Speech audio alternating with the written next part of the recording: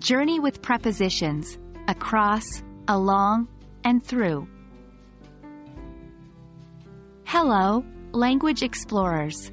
Welcome to another journey in the English language. Today, we're diving into the fascinating world of prepositions. Our focus? 3 prepositions of direction: across, along, and through. Understanding the difference between these 3 prepositions can really help you navigate English conversations with more precision and confidence. So, let's get started. Firstly, let's refresh our memory. What is a preposition? In English, a preposition is a word that shows the relationship of a noun or pronoun to another word in a sentence. These relationships often involve direction, place, time, or manner. But today, we're concentrating on direction. And for this, we've picked 3 interesting companions: across, along, and through.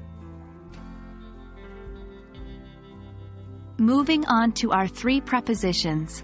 Across refers to moving from one side to the other side of something. Along refers to moving in a constant direction on a line, path, or any surface. Through refers to moving from one end or side of something to the other, especially by going up, down, or inside it. Remember, the object of these prepositions is often physical, like a street, river, room, field, etc., but it can also be metaphorical or abstract.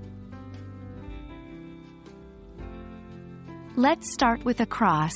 Imagine you have a river. If you move from one side of the river to the other side, you move across the river. Here are some examples. I walked across the bridge. He swam across the lake. In both examples, the action involves going from one side to the other.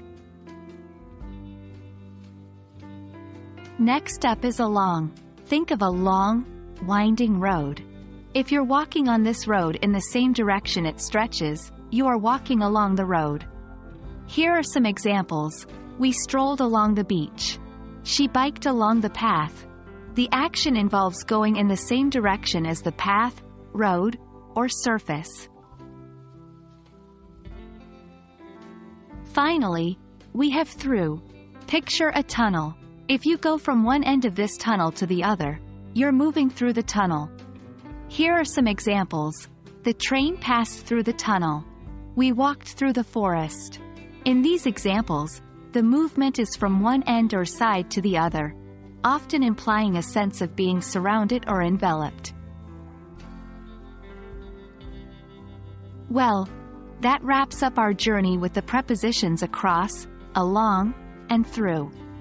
Remember, prepositions can be tricky, but with practice and attention to context, you'll master them in no time. Keep practicing, stay curious, and continue exploring the beautiful world of the English language. See you in the next video.